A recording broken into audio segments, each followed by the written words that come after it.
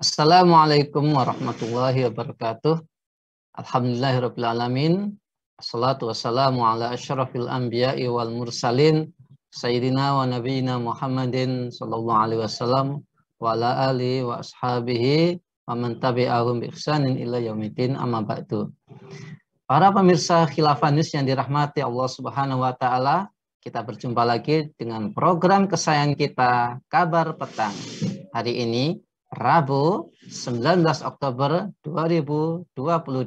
Bersama saya Nanang Setiawan, kita akan membahas tema-tema terkini dari sudut pandang Islam bersama dengan narasumber yang kredibel dan terpercaya. Inilah Kabar Petang selengkapnya.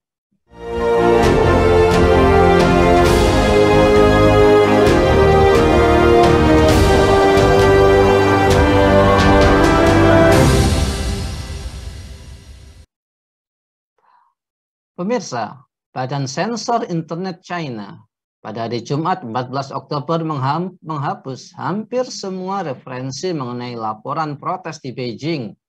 Protes yang langka itu melibatkan spanduk-spanduk yang mencela Presiden Xi Jinping dan kebijakan COVID negara itu. Beijing sangat waspada terhadap kemungkinan munculnya gangguan menjelang pertemuan penting Partai Komunis yang dimulai pada hari Minggu, di mana Xi akan dipastikan menduduki kursi kepresidenan untuk masa jabatan ketiga. Paket-paket yang masuk ke Beijing dan komuter kereta bawah tanah telah menjalani pemeriksaan keamanan tambahan dan pasukan sukarelawan dikerahkan ke setiap lingkungan untuk melaporkan sesuatu yang tidak biasa. Apa dosa-dosa Partai Komunis Cina? Apakah kemenangan PKC merupakan titik awal pemerintah Cina melakukan berbagai kejahatan? Bagaimana seharusnya sikap dunia muslim ketika berhadapan dengan China? Untuk membahasnya, kami terhubung dengan Bung Hasbi Aswar dari Geopolitical Institute. Assalamualaikum Bung Hasbi.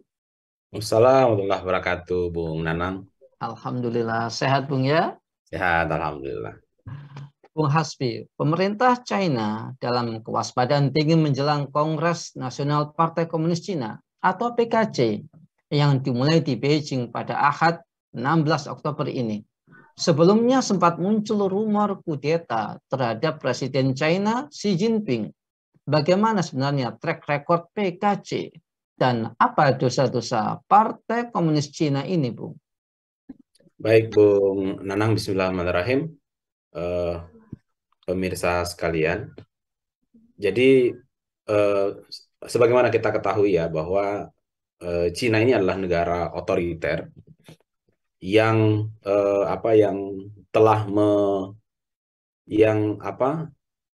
telah berdiri sejak tahun 1960-an, 1950-an ya kalau tidak salah, menjadi negara komunis gitu. Setelah pengambil alihan kekuasaan dari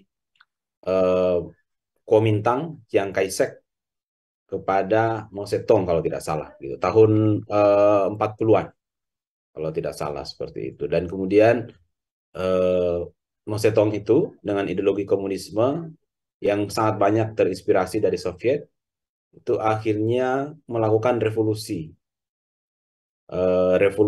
di Cina dan menghilangkan sesuai dengan doktrin-doktrin Karl Marx ya, menghilangkan kepemilikan individu. Kemudian para petani yang ada di Cina itu diminta untuk bekerja bersama tanpa kepemilikan individu, tanpa kepemilikan tanah. Kemudian itu dilakukan untuk tujuan menciptakan masyarakat yang kolektif ala-ala sosialis komunis.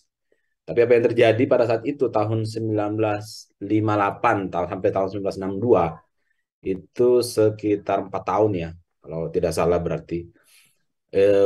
Itu akhirnya terjadi krisis ekonomi yang besar-besaran dan kebijakan itu akhirnya membunuh sekitar 45 juta orang gitu, karena kelaparan, karena dipaksa bekerja oleh partai komunis atau oleh tentara komunis waktu itu. Mereka berpandangan, atau kan dalam doktrin Marxisme itu kan ketika kepemilikan individu itu dihapuskan, maka secara otomatis akan menciptakan masyarakat kolektif sosialis yang baik, yang semangat dan lain-lain sebagainya gitu.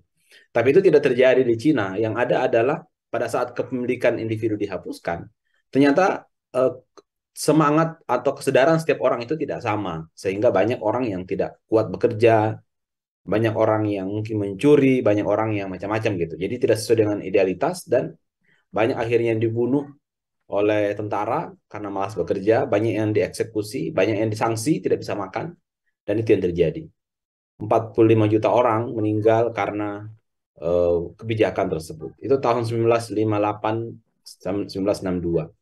Kemudian 66 Bung Nanang, tahun 66 sampai tahun 70-an itu Mao Zedong itu membuat kebijakan revolusi kebudayaan. Berdasarkan atas gagasan-gagasan komunisme. Mereka ingin menghapuskan tradisi lama, tradisi yang pro-barat, yang feodal, dan lain sebagainya. Dan jutaan lagi orang yang korban. Ada yang mengatakan sekitar 2-3 juta orang yang mati gara-gara revolusi kebudayaan. Nah, setelah itu, Partai Komunis tetap berkuasa sampai hari ini dengan pergantian-pergantian rezim yang ada.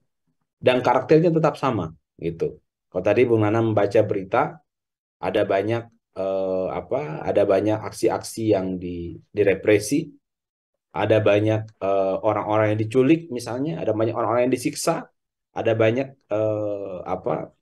tindakan berlebihan yang dilakukan oleh aparat terhadap masyarakat, maka itu adalah tradisi yang sudah berjalan selama puluhan tahun yang ada di Cina. Nah, dari sini kita bisa melihat ya, saya kira bahwa negara otoriter itu punya karakter yang sama gitu. Negara otoriter itu punya karakter yang sama, apakah dia berhaluan ideologi komunis atau kapitalis atau liberal, ketika dia menjadi otoriter, maka pasti dia akan bertindak sewenang-wenang kepada rakyatnya. Hukum itu menjadi alat kekuasaan untuk melakukan pembersihan kepada oposisi-oposisi untuk melanggengkan kekuasaan penguasa. Nah, itu juga terjadi beberapa waktu belakangan ini. Untuk melanggengkan kekuasaan Xi Jinping, karena memang di internal Partai Komunis Cina itu memang kabarnya ada pergesekan dan ada penentangan-penentangan. Nah, cara Xi Jinping untuk menghilangkan potensi-potensi oposisi yang lebih besar lagi di internal itu dengan cara bersih-bersih internal Partai Komunis gitu. Dan ribuan orang sudah dibersihkan. Ya, ada yang diberikan sanksi hukuman mati. Menteri kemarin ya, beberapa minggu kemarin, 2 menteri dihukum mati dan 4 lainnya dipenjara karena isu korupsi gitu.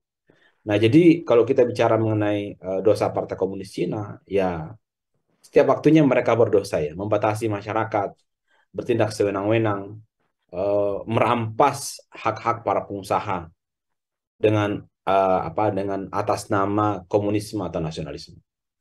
Demikian saya kira Bung Nanang.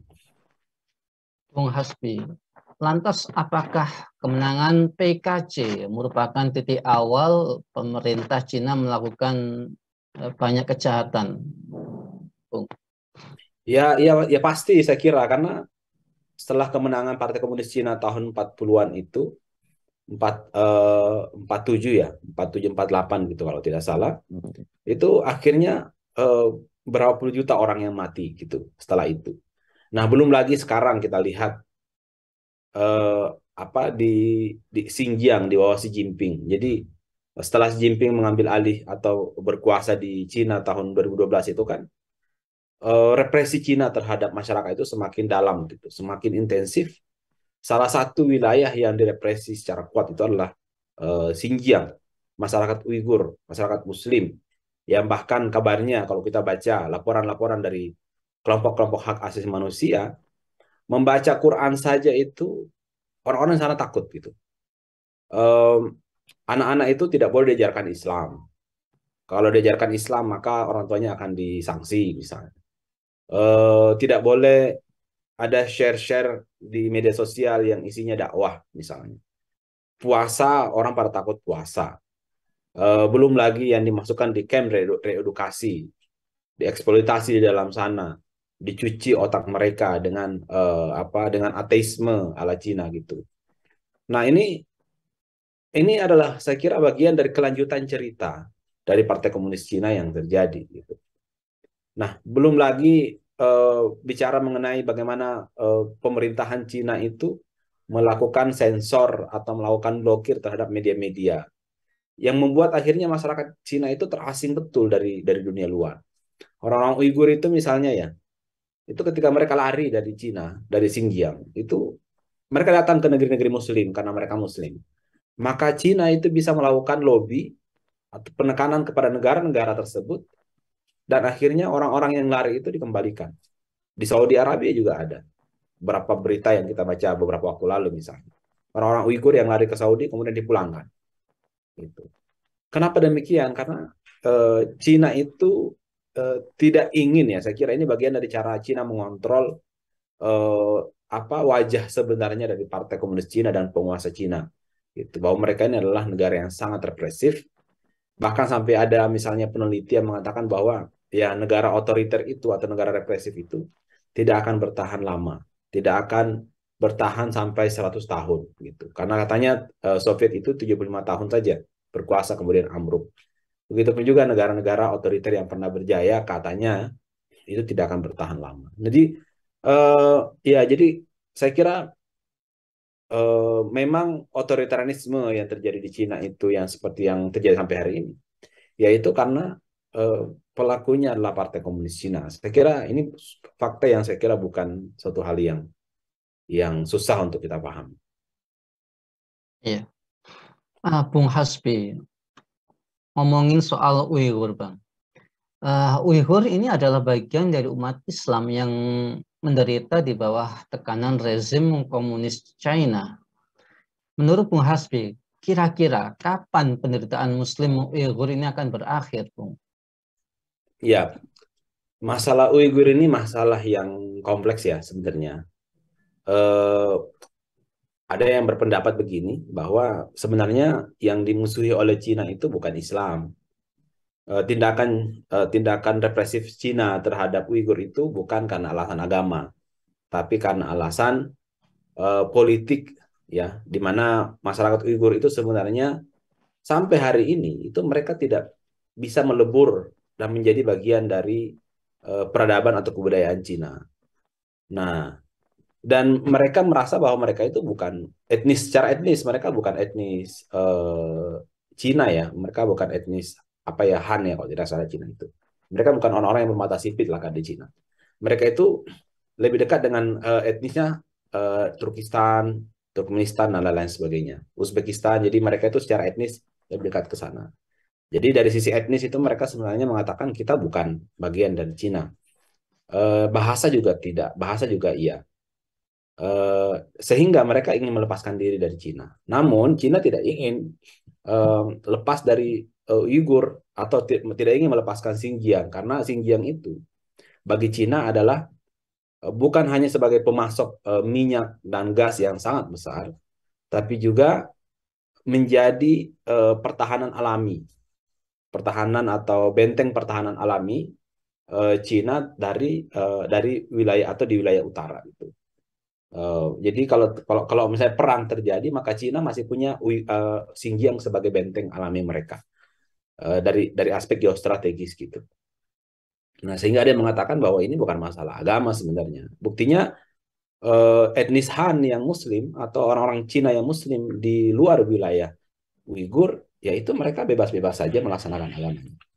Nah, cuman perspektif kita adalah ya terlepas motif dibaliknya adalah politik atau apapun itu, tapi yang kita lihat selama ini adalah upaya Cina untuk membatasi orang-orang Uighur di dalam beribadah, dalam beragama, bahkan mengganti pemikiran atau gagasan atau akidah orang Muslim menjadi akidah komunis Cina, maka itu adalah suatu sebuah pelanggaran. Terlepas dari dibaliknya itu adalah motif politik atau apapun juga, tindakan pelarangan atau tindakan pembatasan terhadap saudara-saudara Muslim kita itu adalah itu seharusnya sudah dianggap sebagai sesuatu yang menyerang Islam. Dan itu harus menjadi concern kita semua. Itu harus menjadi perhatian kita semua gitu. Jadi dan kita tidak boleh lagi mengatakan wah ini cuma isu politik. Bukan, ya. Intinya adalah selama Islam sudah dihinakan, selama kaum muslim sudah dizalimi, maka seluruh kaum muslimin itu wajib bersuara gitu. Nah, itu yang menurut saya harus kita pahami. Sehingga ketika kita memiliki pandangan yang satu, maka kita akan melakukan penekanan-penekanan kepada Cina. Nah, ini masalahnya hari ini kita tidak punya pandangan yang satu terhadap Uighur. Di Indonesia sendiri misalnya, setiap ormas beda-beda. Ada ormas yang mengatakan ya kita harus mengecam, kita harus bawa ini, kita harus tekan Cina. Tapi ada yang mengatakan ya isu Uighur ini adalah isu politik, isu separatisme. Jadi wajar saja ketika pemerintahan Cina itu melakukan represi, gitu. Nah, ini yang membuat umat Islam akhirnya tidak bisa berbuat lebih tegas lagi. Belum lagi misalnya negara-negara Muslim, pemimpin-pemimpin kaum Muslimin yang mereka sudah yang sudah bekerja sama secara ekonomi, mendapatkan investasi dan lain-lain sebagainya, gitu. Nah, ini membuat akhirnya umat Islam semakin tidak mampu melakukan kontribusi yang signifikan terhadap saudara-saudara kita di Xinjiang gitu. Akhirnya apa? Ya mereka tertindas di sana. Mereka 13 juta orang itu terpenjara. Jadi camp reedukasi itu kan ini ya, kalau kita bahasakan itu adalah penjara dalam level kecil sebenarnya yang menampung 1-2 juta orang katanya. Tapi penjara besarnya itu adalah Xinjiang itu sendiri gitu. Orang Uighur itu kan betul-betul dipaksa untuk berbahasa Han ya, berbahasa Cina. Mereka dipaksa untuk bahkan ada becoming family kalau tidak salah itu, di mana orang-orang Cina itu datang ke rumah dan tidur bersama misalnya. Bahkan orang-orang orang-orang Muslim Uighur dipaksa menikah sama laki-laki Cina yang ateis misalnya. Itu kan itu penjara terbesar itu.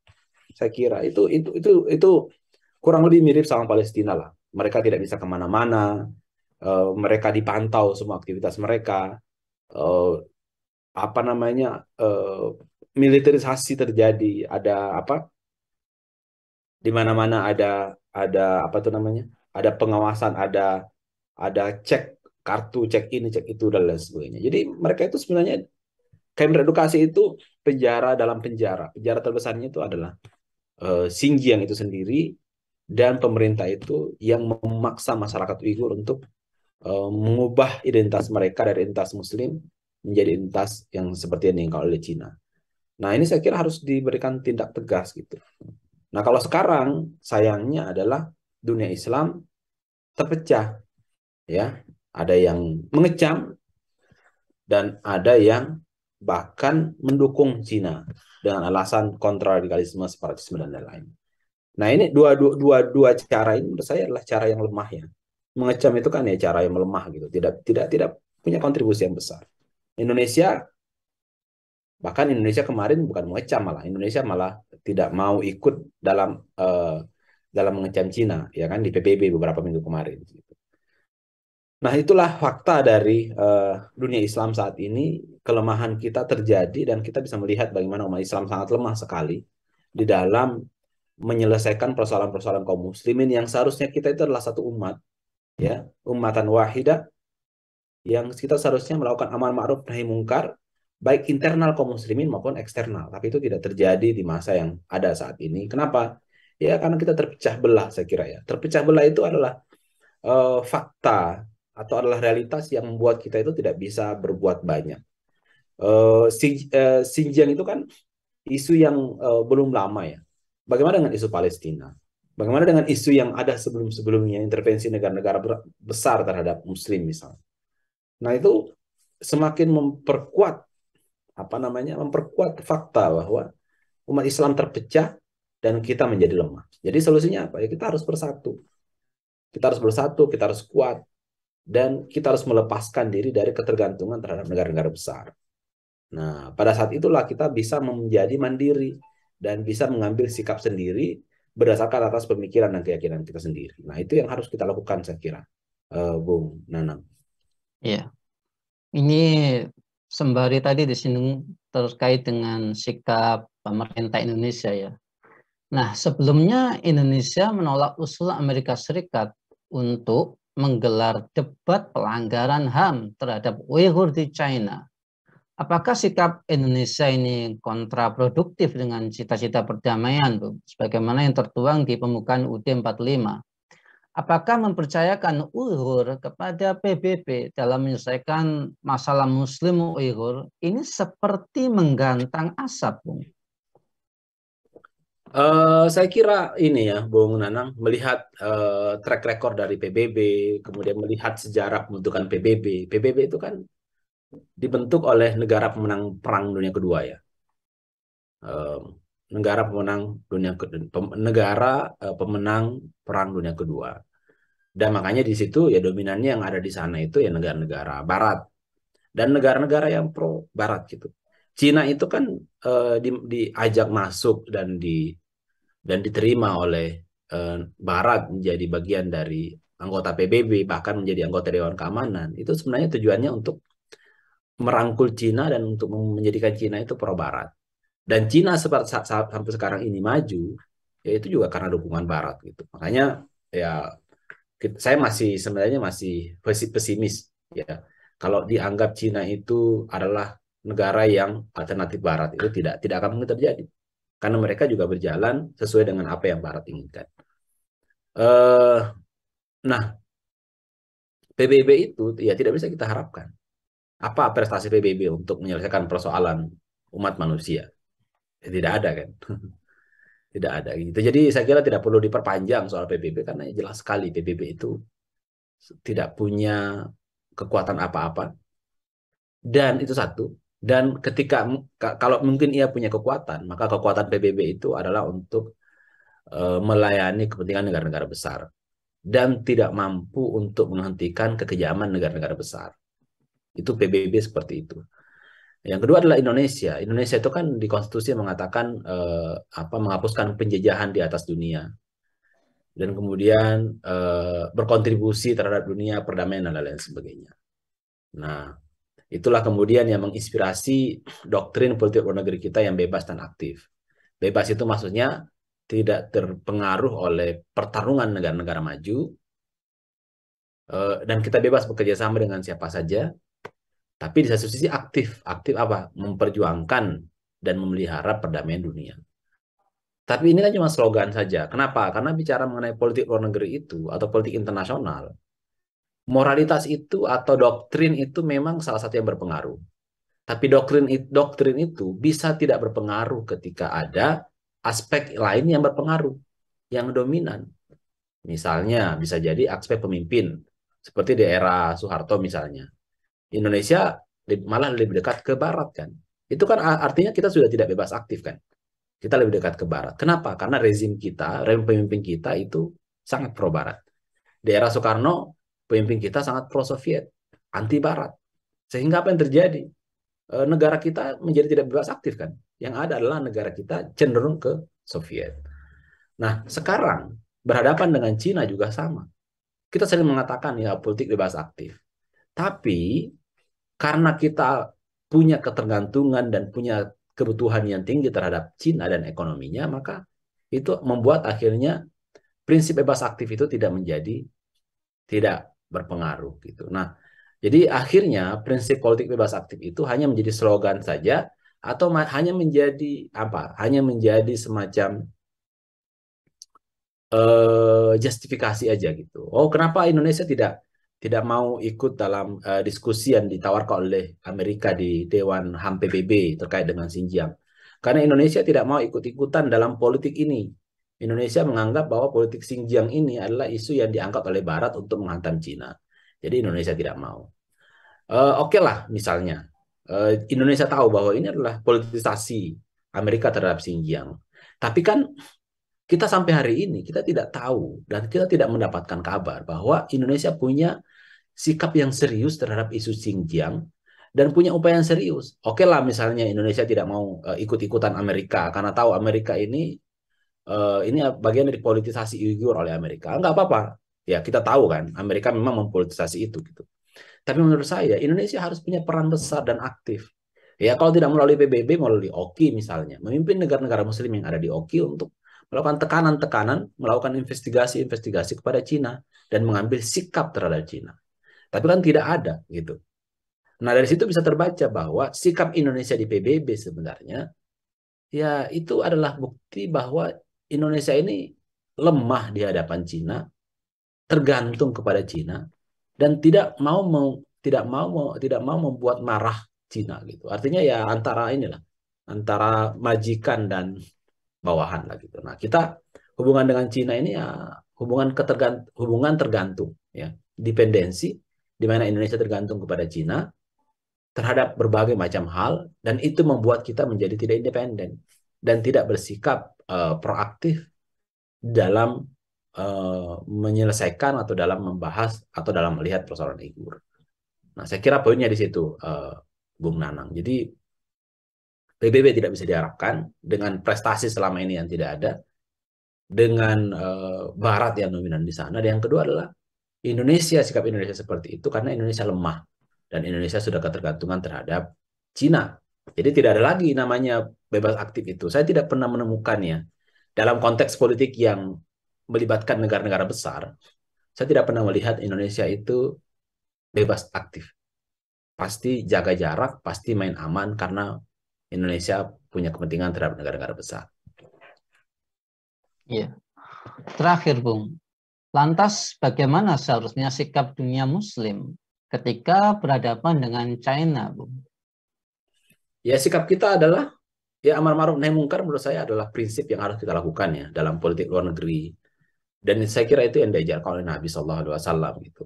Dan begitu pun juga dinasti-dinasti atau kekuasaan-kekuasaan Islam di masa lalu itu selalu menjadikan amar ma'ruf nahi mungkar itu sebagai patokan dalam kebijakan luar negeri atau dalam politik internasional.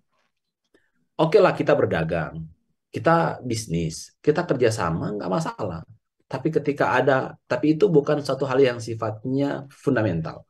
Yang fundamental bagi Islam itu adalah selama ajaran-ajaran Islam, selama selama ajaran-ajaran Islam itu tidak dilanggar atau selama kezaliman tidak terjadi, maka ya ayo kita kerjasama. Tapi ketika terjadi kezaliman, terjadi penindasan, maka umat Islam akan melakukan tindakan yang sangat tegas dan keras. Begitu. Seandainya mungkin ya kita misalnya berandai-andai gitu. Seandainya mungkin Utsmani ada hari ini, tidak hancur tahun 1924. Mungkin kita akan menyaksikan tekanan-tekanan dan akan menyaksikan sanksi-sanksi umat Islam atau mungkin akan terjadi peperangan atau invasi yang terjadi antara dunia Islam dengan Cina. Nah, saya kira itu yang harus dilakukan gitu. Kalau kita pakai perspektif PBB, Bung Nanang, sebenarnya di PBB itu ada perjanjian itu menyatakan bahwa sebuah negara yang melakukan tindakan pelanggaran HAM berat seperti genosida, pembasmian etnis dan seterusnya itu, maka PBB itu bisa membuat kebijakan untuk melakukan intervensi kepada negara itu gitu. Baik blokade ekonomi, bahkan termasuk intervensi militer. Nah, PBB telah menyatakan itu sebenarnya tahun 2005 kalau tidak salah. Nah, tapi masalahnya kan PBB itu dikuasai oleh negara-negara besar, sehingga norma-norma yang mungkin terlihat baik di PBB itu tidak bisa dipakai. Kenapa? Karena ya harus melalui kesepakatan dulu. Dan masalahnya, mungkin dalam aspek-aspek tertentu bisa dipakai ketika berhubungan dengan negara lemah. Tapi kalau negara yang dituju adalah negara-negara besar yang punya kuasa di PBB, maka PBB akan tumpul. Nah, kalau dalam dunia Islam, kalau kita baca sejarah di masa lalu, ya segala macam kezaliman, apalagi yang terjadi kepada kaum muslimin, itu akan langsung ditindak tegasi, bahkan akan langsung diperangi para pelaku kezaliman tersebut. Nah, yang saya kira sudah banyak sekali sejarahnya lah. Di era Nabi bagaimana kaum Yahudi itu diusir karena melakukan tindakan pelecehan terhadap muslimah. Di era Mu'tasim Billah Abbasiyah juga ada muslimah yang yang dilecehkan oleh orang-orang Romawi misalnya, kemudian diekspansi. Nah, harusnya itu yang kita lakukan. ya kita melakukan tindakan yang keras. Ya inilah mungkin kita melakukan kecaman dulu. Kalau tidak bisa melakukan kecaman, kita melakukan sanksi secara ekonomi, pemutusan hubungan. Dan kalau belum berubah ya sudah, kita dengan kekuatan. Nah itu saya kira ajaran Islam yang Islam selalu ajarkan kepada kita ya. Amar ma'ruf nahi mungkar dengan lisan, dengan hati dan dengan tangan. Nah, dengan tangan ini yang belum bisa kita pakai hari ini. Kenapa? Karena umat Islam terpecah belah dan tangan kita terbelenggu oleh kekuatan-kekuatan asing. Nah, saya kira ini yang harus kita lakukan dan ini harus menjadi refleksi kita hari ini dan ke depan gitu. Dan tidak akan mungkin masalah kaum muslimin selesai secara tuntas begitu kalau umat Islam belum turun tangan bersama dengan penguasa mereka, bersama dengan militer-militer mereka untuk membebaskan umat-umat Islam yang terzalimi. Di dunia akan selalu seperti ini sampai hari kiamat kira-kira. Kalau kita belum turun tangan. Kalau tangan kita masih terbelenggu oleh kekuatan-kekuatan asing atau oleh kepentingan-kepentingan asing. Iya, Masya Allah, ini pemaparan yang luar biasa. Ada ajakan agar umat Islam ini bergerak bersatu di bawah sebuah komando sebagaimana dulu di masa Khilafah Turki Utsmani untuk membebaskan negeri-negeri Muslim dari segala macam penjajahan. Ini luar biasa sekali. Peran umat Islam ternyata sampai segitunya, Bung Hasbi ya. Masya Allah. Nah, baik. Terima kasih atas pemaparannya, Bung Hasbi. Semoga sehat dan sukses selalu. Insya Allah kita akan jumpa di lain kesempatan. Selamat bertugas kembali, Bung Hasbi. Masya Allah. Baiklah, pemirsa Khilafah News yang dirahmati Allah Subhanahu wa Ta'ala, demikianlah program Kabar Petang pada sore hari ini. Semoga membawa inspirasi dan semangat yang baru buat kita semua untuk bergerak melakukan perubahan terhadap berbagai macam kezaliman yang terjadi di sekitar kita. Jangan lupa untuk subscribe, klik tombol loncengnya, kemudian like, komen, dan share kepada sanak saudara, kepada sahabat Anda, kepada kolega Anda. Semoga menjadi amal kebaikan yang bisa kita tuai manfaatnya di dunia maupun di akhirat nanti. Sekian dari saya Nang Setiawan, pamit diri dan wassalamualaikum warahmatullahi wabarakatuh.